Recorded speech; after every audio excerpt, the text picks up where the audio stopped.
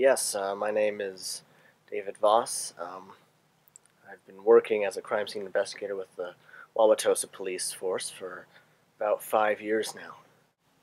Well, I was born in Wisconsin, in a small town called Waukesha. It's got a population of probably like 300 people. I went to Lawrence University in Appleton, and I actually went to Lawrence to major in classical guitar.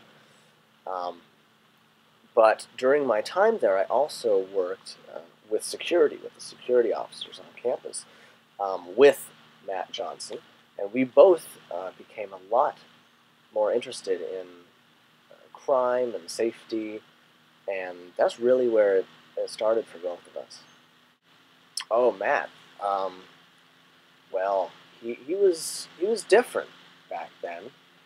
Um, a lot more serious, a lot darker. Um, he could almost be scary. I think I think it'd be fair to say. You wouldn't think it to look at him now, but he was dark back then. We actually voted him most likely to become a serial killer in our friend group. Yeah, which you look at him now and you don't even see that anymore. It's almost like he's a completely different person. Well, I think he came to Lawrence for um, business or economics, something like that. It was weird. It was his dream to own and operate his own supermarket, which I thought was shooting kind of low. You know, I set my aims a little higher. Classical guitar genius or something like that. But he really wanted to own a supermarket. Um, but of course, after we both joined security and worked with them a few years, we got a lot more interested in what they did. I wanted to go further with that into crime detection, and so that's what we both did. I don't think Matt ever did get his dream. Well, I believe it was our junior year, and we decided to drop out of college and pursue detective work more seriously. And we actually opened up an agency together in Wauwatosa. Um, to this day, I don't know why we picked Wauwatosa. Matt seemed kind of emphatic about it, so I just went along with it. I would have thought that Milwaukee or Madison would have been a better choice. But Matt seemed to think that there was actually a lot of crime activity in Wauwatosa that was going unnoticed. So that's where we went.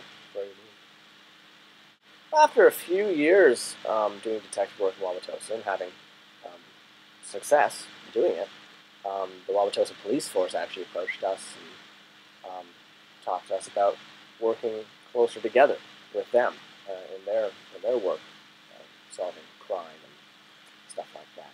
And so we've been doing that for again like five years now. Yeah, while we were working with the police officers, this TV company showed up and said, "You know what? We want to make a show. We want to make a show about what you do. Um, we want to call it CSI Wauwatosa." And we were kind of skeptical at first. Matt was really against the idea at first, almost like he had something to hide.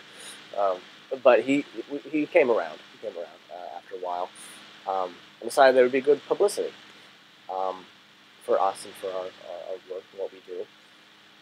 And so that's when we agreed. Yeah, we'll turn this into a TV show.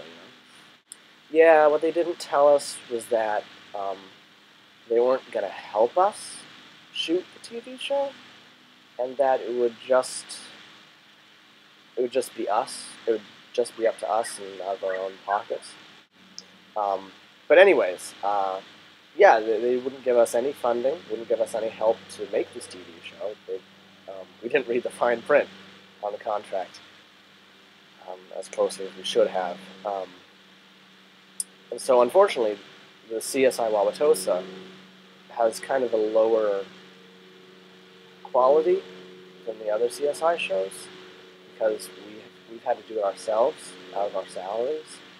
um, which is unfortunate. But I mean, every episode we make, they air, so that gives us plane flying over.